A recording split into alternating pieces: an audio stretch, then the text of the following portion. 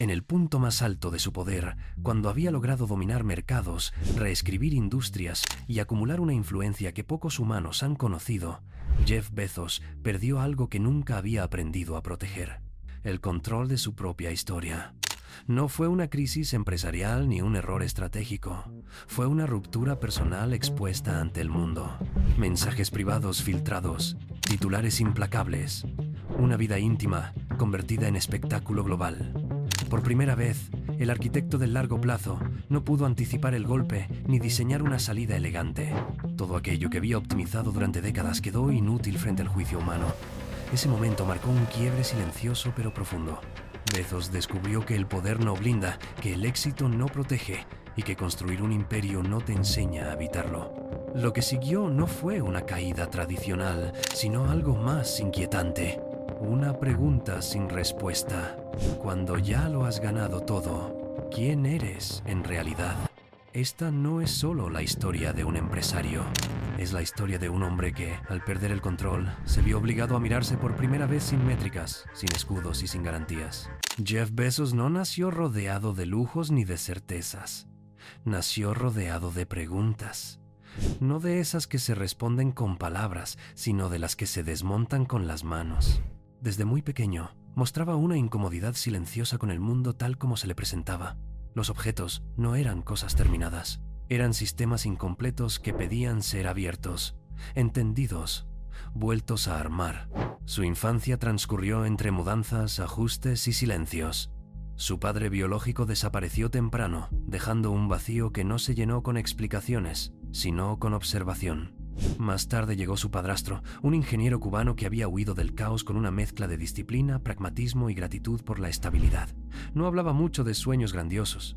Hablaba de trabajo, de orden, de entender cómo funcionan las cosas antes de intentar cambiarlas. Ese ambiente dejó una marca profunda. En casa no se premiaba la fantasía sin fundamento. Se valoraba la lógica, la curiosidad metódica, la paciencia. Jeff aprendió que cada problema tiene una estructura y que entenderla es más importante que quejarse de ella. Mientras otros niños aceptaban el mundo como venía, él parecía mirarlo con distancia, como si estuviera de paso.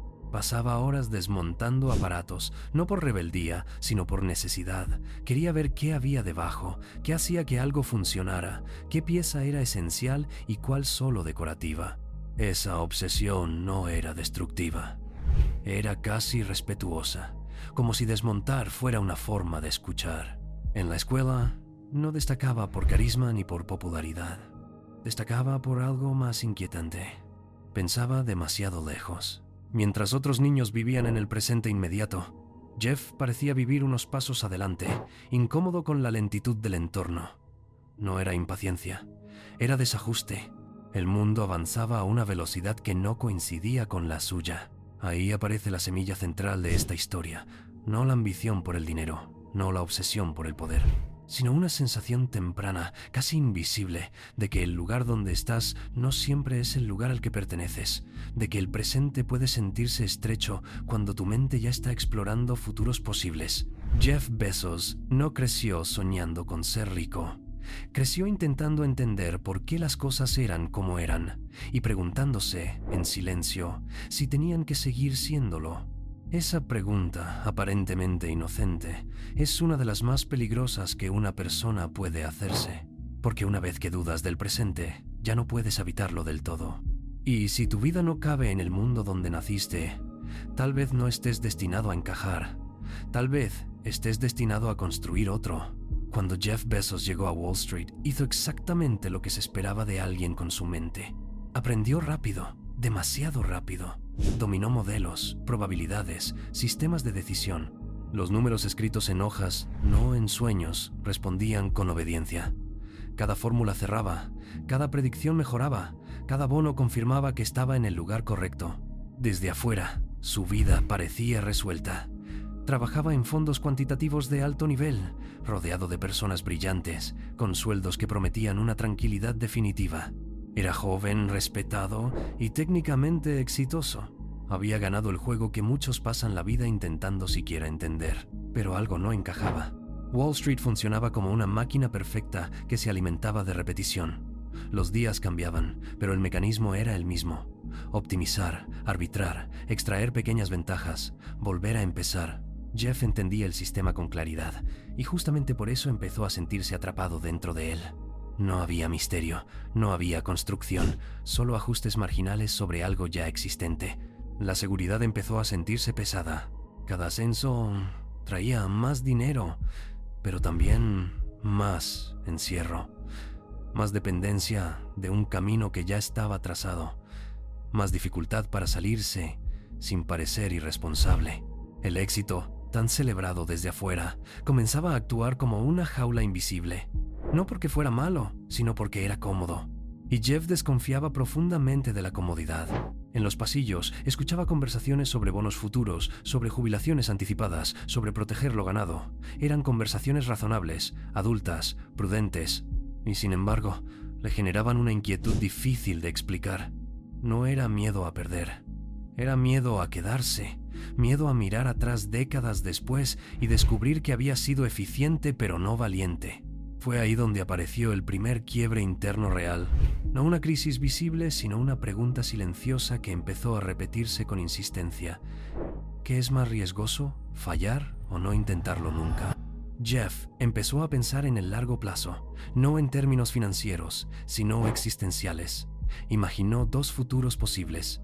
En uno, permanecía donde estaba, acumulando seguridad, respeto y estabilidad.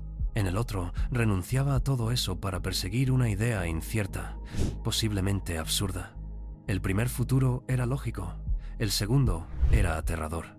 Y, sin embargo, el miedo más grande no estaba en el salto, estaba en la quietud. Comprendió algo incómodo. La seguridad no siempre protege, a veces anestesia. A veces te convence de que ya llegaste cuando en realidad solo te detuviste. Wall Street no lo estaba destruyendo. Lo estaba adormeciendo. Ese fue el verdadero punto de fricción, no entre él y el sistema, sino entre quién era y quién podía llegar a ser. Jeff Bezos no odiaba su trabajo, lo entendía demasiado bien, y justo por eso supo que, si se quedaba, renunciaría a algo más profundo que el dinero. Renunciaría a la posibilidad de descubrir hasta dónde podía llegar. La decisión no llegó con aplausos ni con una revelación cinematográfica. Llegó como llegan las cosas que cambian una vida, en silencio, después de demasiadas noches pensando lo mismo. Jeff Bezos entendió que, si no se iba en ese momento, no se iría nunca. No porque no pudiera, sino porque cada año adicional haría la renuncia más costosa emocionalmente. Renunció a un trabajo que muchos habrían considerado definitivo. Dejó atrás estabilidad, prestigio y un camino claro. No lo hizo con un plan cerrado, sino con una intuición incómoda y una certeza mínima. El crecimiento de Internet era real, y alguien iba a construir algo enorme sobre eso. La pregunta no era si ocurriría, sino quién se atrevería a hacerlo. El viaje en coche desde la costa este hasta la costa oeste se convirtió en un espacio mental. Kilómetros de carretera, conversaciones largas, silencios densos. En una libreta improvisada, empezó a escribir ideas. No eran visiones grandiosas. Eran posibilidades, productos que podían venderse en línea, mercados fragmentados, catálogos imposibles de replicar en el mundo físico. La lista se fue afinando hasta quedar con una opción que parecía modesta, casi ridícula para algunos: libros. Un producto sin glamour, con márgenes ajustados, dominado por grandes cadenas. Precisamente por eso era perfecto. El catálogo era inmenso, la demanda constante y la logística, aunque compleja, podía optimizarse. No era una idea romántica, era una idea funcional. Así nació Amazon, no como un imperio, sino como una librería en línea operando desde un garaje. No había certezas, no había ventaja injusta. Había probabilidades en contra, falta de experiencia operativa y un mercado que todavía no confiaba en poner su tarjeta en una pantalla. Cada día era una negociación con la duda. Jeff no hablaba de éxito, hablaba de sobrevivir, de aguantar lo suficiente como para aprender, de cometer errores pequeños antes de que fueran fatales. La energía del inicio no era épica, era nerviosa. Cada pedido era una confirmación mínima, cada fallo una amenaza real. Aquí es donde nace el mito, pero también la fragilidad. El mito dirá que fue obvio, que la visión era clara, que el futuro estaba escrito. La realidad es más incómoda, nada estaba garantizado. Todo podía salir mal. Y Jeff lo sabía. Lo que diferenciaba este momento de los anteriores no era la ambición, sino la irreversibilidad. Ya no había plan de respaldo elegante. Ya no había retorno fácil al mundo seguro. La apuesta estaba hecha, y el costo de fallar sería público y personal. En ese garaje no se construyó solo una empresa, se cerró una puerta para siempre. Jeff Bezos aceptó algo que pocos aceptan de verdad, que intentar en serio implica perder la posibilidad de fingir que habrías podido hacerlo algún día. Y una vez que cruzas ese umbral, ya no eres la misma persona. El crecimiento no llegó como una celebración, llegó como una presión constante que no daba tregua. Amazon empezó a expandirse y, con cada nuevo pedido, con cada nuevo cliente, la fragilidad inicial se transformó en una urgencia distinta, la de no colapsar bajo su propio peso. Jeff Bezos entendió algo temprano y lo llevó hasta sus últimas consecuencias. Si la empresa se relajaba, moriría. La comodidad era el enemigo. Desde dentro, la cultura empezó a endurecerse. Las decisiones no se tomaban por intuición ni por jerarquía, sino por métricas. Todo debía medirse, todo debía justificarse. Cada proceso era desmontado, analizado y vuelto a armar si no rendía lo suficiente. No importaba cuánto esfuerzo hubiera costado crear algo. Si no funcionaba, se eliminaba. Ese enfoque produjo resultados espectaculares. Amazon crecía mientras otros dudaban, aprendía mientras otros protegían su ego. Pero el costo humano comenzó a hacerse visible para quienes estaban dentro. Jornadas interminables, presión constante, una sensación de estar siempre a prueba. No había espacio para el orgullo personal, solo para el rendimiento. Jeff no veía crueldad en ese sistema, veía lógica. Creía que exigir al máximo era una forma de respeto hacia la misión. Para él, el verdadero daño era permitir la mediocridad. Pensaba que una empresa que se vuelve cómoda empieza a mentirse, y una empresa que se miente está condenada. El problema es que las personas no son procesos. Mientras Amazon se convertía en una máquina cada vez más eficiente, muchos empleados empezaron a sentir que no podían fallar nunca, que no podían bajar el ritmo, que su valor dependía de indicadores fríos que no capturaban el desgaste acumulado. El éxito avanzaba, pero lo hacía dejando atrás silencios, agotamiento y renuncias que no aparecían en los comunicados oficiales. Jeff aceptó ese precio, no con placer, sino con convicción. Estaba construyendo algo que, en su mente, requería una dureza poco común. El largo plazo justificaba el sacrificio presente. No era una excusa, era una filosofía. Amazon no crecía porque tuviera mejor ambiente. Crecía porque no se permitía ser cómoda ni por un instante. Cada victoria abría una nueva exigencia. Cada logro elevaba el estándar. El ascenso no era gradual ni amable. Era brutal. Aquí comienza una transformación sutil pero decisiva. Jeff deja de ser solo un fundador obsesionado con el futuro y empieza a convertirse en un arquitecto de sistemas que no se detienen por emociones individuales. La empresa ya no es un experimento, es una fuerza que arrastra a todos los que están dentro, incluido él mismo. El éxito empieza a exigir víctimas invisibles, no titulares, no escándalos. Personas cansadas, relaciones tensas, una presión normalizada. Nada de eso aparece en los gráficos de crecimiento, pero forma parte del precio real de avanzar sin frenos. Amazon crece. Y en ese crecimiento, Jeff Bezos confirma algo que lo acompañará durante años. Construir algo enorme implica aceptar que no todos podrán, ni querrán, soportar el camino. El momento del dominio no llegó con euforia, llegó con claridad. Amazon dejó de reaccionar al mercado y empezó a moldearlo. Jeff Bezos ya no pensaba en trimestres ni en victorias inmediatas. Pensaba en horizontes que otros ni siquiera consideraban viables. Su obsesión tenía un nombre sencillo y perturbador: Day One. Para Bezos, el primer día no era una metáfora motivacional. Era una advertencia permanente. El día en que una empresa cree que ya llegó, empieza el declive. Mantenerse en el primer día significaba operar siempre como si el fracaso estuviera a una decisión de distancia. Significaba cuestionarlo todo, incluso lo que funcionaba, especialmente lo que funcionaba. Bajo esa lógica, Amazon empezó a tomar decisiones que parecían irracionales. Invertía sin mostrar beneficios inmediatos. Aceptaba pérdidas estratégicas con una calma desconcertante. Entraba en sectores donde nadie esperaba que sobreviviera. No buscaba ganar rápido, buscaba ganar al final. Y para ganar al final, estaba dispuesto a sangrar durante años. Ese enfoque desconcertó a competidores y analistas.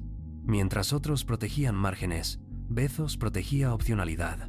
Mientras otros defendían su posición, él abría nuevos frentes. El comercio ya no era solo comercio. Era infraestructura, era datos, era logística. Era una red que se volvía más poderosa con cada iteración. Aquí ocurre algo clave.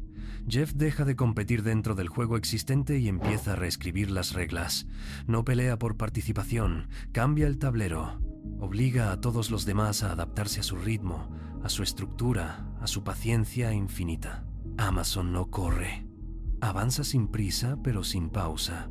Ese nivel de control tiene un costo silencioso: el aislamiento. Las decisiones ya no se discuten en términos emocionales. Se evalúan como sistemas, las relaciones se vuelven funcionales. La distancia entre el fundador y el resto del mundo se agranda, no por arrogancia explícita, sino por diferencia de escala mental. Bezos está en la cima, pero no la comparte. No porque no quiera, sino porque pocos pueden habitar ese lugar. Su lenguaje es el del largo plazo, su tiempo es distinto. Mientras otros celebran logros, él ya los considera obsoletos.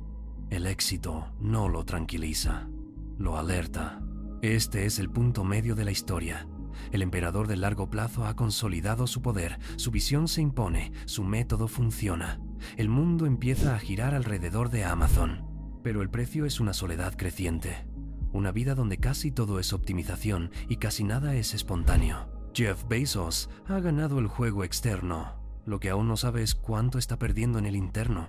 Mientras el imperio se expandía con una lógica impecable, algo mucho más frágil empezaba a erosionarse en silencio. No hubo un colapso repentino. No hubo un momento claro de ruptura. Hubo ausencias acumuladas, días que no regresan, conversaciones postergadas demasiadas veces. Jeff Bezos construyó Amazon junto a su esposa desde el inicio. Ella estuvo ahí cuando no había certezas, cuando el futuro era solo una idea escrita en una libreta. Compartieron el vértigo, el cansancio y la fe inicial. Pero a medida que la empresa crecía, el espacio para lo personal se fue encogiendo. No por falta de afecto, sino por falta de atención. El tiempo empezó a comportarse como un recurso escaso que siempre debía invertirse en otra parte. Reuniones, decisiones, crisis, expansión. Jeff seguía estando físicamente, pero mentalmente vivía en otro lugar, en escenarios futuros, en riesgos potenciales, en sistemas que aún no existían. Aquí aparece una grieta difícil de cuantificar. La optimización funciona mal cuando se aplica a las relaciones humanas. No todo mejora con eficiencia, no todo se fortalece bajo presión constante. Algunas cosas necesitan pausa, presencia, imperfección, y eso era justamente lo que empezaba a faltar. El matrimonio no se rompía por conflictos visibles, sino por desgaste, por una distancia que no se discute porque parece lógica, porque ambos entienden que es solo una etapa. El problema es que algunas etapas duran años, y cuando te das cuenta, ya no recuerdas en qué momento empezaron a separarse. Jeff no ignoraba esto, simplemente lo postergaba, como se posterga cualquier problema que no parece urgente. El imperio exigía atención inmediata, la vida íntima parecía poder esperar. Y así, sin drama, sin escándalo, sin villanos claros, el vacío empezó a crecer. El contraste es brutal. Mientras Amazon se convertía en una de las fuerzas más influyentes del mundo moderno, la vida personal de su creador se volvía cada vez más silenciosa, menos compartida, más funcional, como si incluso el afecto tuviera que adaptarse a la lógica del rendimiento. Este es un momento incómodo de la historia, porque no hay errores evidentes ni decisiones fáciles de juzgar, solo una verdad difícil de aceptar. Construir algo gigantesco consume espacio emocional, y ese espacio no siempre se recupera después. El hombre que optimiza procesos empieza a fallar en lo íntimo no por crueldad, sino por enfoque, porque eligió una y otra vez priorizar lo que parecía más grande, más importante, más trascendente. El problema es que, a veces, lo verdaderamente irreemplazable es justamente lo que parece pequeño. El imperio sigue creciendo. Los resultados acompañan. El mundo aplaude. Pero puertas adentro, algo esencial se está quedando atrás. No como un sacrificio consciente, sino como una pérdida silenciosa que solo se nota cuando el ruido externo disminuye. Y ese silencio, tarde o temprano, siempre se hace escuchar. La ruptura no llegó como una estrategia fallida ni como una mala decisión empresarial. Llegó desde un lugar donde Jeff Bezos no estaba acostumbrado a perder el control. Llegó desde lo personal, y lo hizo de forma pública, ruidosa y humillante. El anuncio del divorcio no fue solo una noticia íntima, fue el inicio de una exposición sin precedentes. De pronto, el hombre que había construido su poder sobre la previsión y el cálculo se encontró atrapado en una narrativa que no había diseñado. Mensajes privados filtrados, fotografías amplificadas por tabloides, titulares que reducían décadas de disciplina a un espectáculo de morbo. Por primera vez, Jeff no podía optimizar la situación. No podía medirla, ni dividirla en procesos, ni empujarla a largo plazo hasta que perdiera relevancia. El ciclo mediático era inmediato, voraz y emocional. Exactamente lo opuesto a su lenguaje natural. El contraste fue brutal. El fundador que había doblegado mercados enteros no podía evitar que su vida personal fuera diseccionada frente al mundo. No importaban sus logros, ni su visión, ni su legado empresarial. En ese momento, era solo otro hombre observado, juzgado y simplificado. Aquí se rompe una ilusión profunda, la de que el poder protege. Durante años, el control había sido su mayor ventaja. Control del tiempo, del ritmo, de la información. Pero el juicio humano no obedece métricas, no respeta jerarquías, no distingue entre arquitectos del futuro y errores del presente. La narrativa se le escapó de las manos, y con ella una parte de su identidad pública. Jeff pasó de ser el símbolo del largo plazo a convertirse en material de consumo inmediato. Un personaje más dentro de un ciclo de escándalo que no perdona complejidades. Esta exposición no solo fue incómoda, fue reveladora. Mostró algo que hasta entonces había permanecido oculto. La vulnerabilidad de alguien que había construido su vida minimizando la incertidumbre. De pronto, todo era incertidumbre. Legal, emocional, reputacional. No había forma elegante de atravesar ese momento. No había victoria posible. Solo resistencia, silencio, aceptación de que, esta vez, no habría control total, que la narrativa seguiría su curso sin pedir permiso. La caída pública no destruyó a Jeff Bezos, pero lo despojó de una capa esencial de invulnerabilidad. Le recordó que ningún sistema, por eficiente que sea, puede blindarte del juicio colectivo cuando lo íntimo se vuelve espectáculo. El poder no lo protegió, el dinero no lo aisló, la visión no lo salvó. Y en ese punto exacto, cuando el control se rompe frente a millones de miradas, comienza algo aún más difícil que caer. Tener que reconstruirte sin el silencio que siempre te protegió. Después de años viviendo en estado de expansión permanente, Jeff Bezos hizo algo que parecía impensable. Se apartó del centro operativo de su propio imperio. Dejar el cargo de director ejecutivo no fue una retirada dramática ni una huida. Fue un gesto silencioso, casi administrativo. Pero por dentro, el movimiento tenía un peso existencial enorme. Durante décadas, su identidad había estado entrelazada con la empresa. Cada decisión importante, cada riesgo, cada apuesta a largo plazo pasaba por él. Amazon no era solo su creación, era su marco mental, su ritmo, su justificación. Y de pronto, ese rol central se diluía. No desaparecía, pero dejaba de ser total. Ahí aparece el cansancio, no el físico, sino el profundo. El que no se cura con descanso porque nace de haber sostenido durante demasiado tiempo una versión rígida de uno mismo. Jeff había ganado todas las batallas externas que se había propuesto. Había demostrado que su forma de ver el mundo funcionaba, que la paciencia, la dureza y la obsesión por el largo plazo podían construir algo colosal. Y sin embargo, algo no cerraba. Cuando ya no tienes que demostrar nada, las preguntas cambian. El éxito deja de ser una respuesta y empieza a comportarse como un eco. Repite lo que ya sabes, pero no te dice qué hacer con eso. Jeff se encontró frente a un vacío extraño. El vacío que aparece cuando la ambición deja de empujarte y todavía no sabes qué puede reemplazarla. Durante años, la pregunta había sido, ¿qué sigue? Nuevos mercados, nuevas apuestas, nuevas fronteras. Ahora la pregunta era otra, mucho más incómoda. ¿Para qué? ¿Para qué seguir empujando? ¿Para qué optimizar? ¿Para qué acumular más de algo que ya no transforma la experiencia interna? Este momento no tiene épica. No hay conquistas. No hay anuncios grandilocuentes. Solo un hombre revisando su propio recorrido, preguntándose si el sistema que lo llevó hasta ahí todavía sirve para lo que viene después. Si la lógica que construyó un imperio también puede sostener una vida con sentido. El éxito ya no responde porque nunca fue diseñado para hacerlo. Fue una herramienta, no un destino. Y cuando confundes una herramienta con una identidad, tarde o temprano aparece el agotamiento. Jeff Bezos no está perdido en este punto, pero tampoco está seguro. Está en ese espacio raro donde ya no necesitas correr, pero tampoco sabes quedarte quieto. Donde el mundo sigue viéndote como un símbolo de logro, mientras tú empiezas a preguntarte qué partes de ti quedaron sin desarrollar. Este vacío no es un fracaso. Es una pausa forzada. Un momento de honestidad brutal, en el que el ruido externo baja lo suficiente como para escuchar algo que siempre estuvo ahí, esperando. La pregunta ya no es cómo ganar. La pregunta es, ¿qué significa haber ganado? El regreso no ocurrió mirando hacia atrás, sino levantando la vista. En un momento en que ya no necesitaba probar nada, Jeff Bezos volvió al impulso más antiguo de su vida, la curiosidad. No la que busca ventajas, sino la que se pregunta qué hay más allá. Blue Origin no nació como una respuesta al mercado. Nació como una inquietud personal que había estado esperando décadas para tomar forma. El espacio no era una oportunidad comercial inmediata.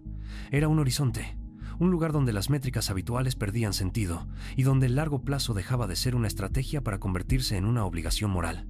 Jeff empezó a hablar de la humanidad como un proyecto incompleto, de la Tierra como un punto frágil que no puede cargar eternamente con todo lo que somos y todo lo que aspiramos a ser. Aquí ocurre el renacimiento, no el de un empresario, sino el de un niño que miraba al futuro con asombro. La diferencia es que ahora ese niño tenía recursos prácticamente ilimitados: tiempo, capital, influencia. Pero, sobre todo, tenía una libertad nueva, la de no necesitar que la apuesta resultara rentable en el sentido tradicional. Blue Origin avanzaba despacio, deliberadamente despacio, sin anuncios grandilocuentes, sin la urgencia del mercado. Jeff insistía en que el ritmo era parte del mensaje. Ir al espacio no era una carrera, era una preparación, un aprendizaje paciente, un recordatorio de que algunas cosas importantes no pueden forzarse. El tono cambia aquí. Ya no hay dureza, hay fascinación. Ya no hay control absoluto, hay humildad frente a algo inmenso. Jeff habla del futuro de la humanidad con un lenguaje casi ingenuo, como si hubiera recuperado una parte de sí mismo que había quedado enterrada bajo capas de eficiencia y exigencia. No se trata de escapar de la Tierra, sino de cuidarla mejor, de mover industrias pesadas fuera del planeta, de permitir que la creatividad humana tenga más espacio literal y simbólico. Es una visión que incomoda porque no promete resultados rápidos ni beneficios claros. Promete responsabilidad a largo plazo. En este punto, el legado empieza a tomar forma, no como una lista de logros, sino como una dirección. Jeff Bezos ya no está construyendo para vencer a otros. Está construyendo para algo que probablemente no verá completo. Y eso, paradójicamente, lo libera. El niño que miraba el futuro vuelve, pero no para demostrar que tenía razón, sino para seguir preguntando, para explorar sin garantías, para aceptar que el sentido no siempre se encuentra en dominar, sino en participar de algo más grande que uno mismo. Este renacimiento no borra el pasado, no compensa las pérdidas, no reescribe los costos, pero abre una puerta distinta, una donde el poder deja de ser el centro y la curiosidad vuelve a ocupar su lugar original. Después de conquistar el mundo, Jeff Bezos parece haber entendido algo simple y profundo. El futuro no se posee, se cuida. El veredicto sobre Jeff Bezos no cabe en una sola frase, ni en una postura cómoda. Depende desde dónde se mire. Para algunos, es el visionario que entendió antes que nadie cómo funcionaría el mundo conectado. Para otros, es el arquitecto de un sistema que priorizó eficiencia por encima de humanidad. Y para muchos es ambas cosas al mismo tiempo. Su historia no ofrece moralejas simples. No hay un momento claro donde todo se vuelva admirable ni un punto exacto donde todo se vuelva condenable. Lo que hay es una coherencia implacable. Bezos fue fiel a una idea durante toda su vida. El futuro se construye con paciencia, dureza y una disposición constante a sacrificar el presente. Esa fidelidad explica tanto su grandeza como sus costos. Cambió la forma en que compramos, trabajamos y esperamos. Redefinió la logística, el consumo y el concepto mismo de largo plazo en los negocios. Pero también normalizó una cultura donde la presión es constante, donde el desgaste se vuelve invisible y donde no todos pueden sostener el ritmo sin romperse. El mundo moderno funciona mejor en muchos aspectos gracias a él. También es más exigente. El juicio humano tiende a buscar etiquetas porque alivian la incomodidad. Visionario o explotador, genio o villano, pero la realidad es menos limpia. Jeff Bezos es un producto extremo de una lógica que todos de alguna forma alimentamos. La lógica de querer más rápido, más barato, más eficiente. Él no inventó ese deseo, lo llevó a su máxima expresión. Cuando se mira su recorrido completo, aparece una pregunta más interesante que cualquier veredicto moral. No es si estuvo bien o mal, es qué nos revela su historia sobre nosotros mismos, sobre lo que premiamos, sobre lo que estamos dispuestos a tolerar a cambio de progreso, sobre cómo medimos el éxito.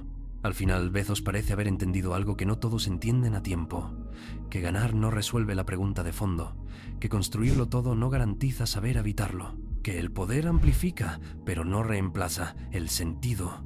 Su legado no es solo Amazon, ni el espacio, ni la riqueza acumulada.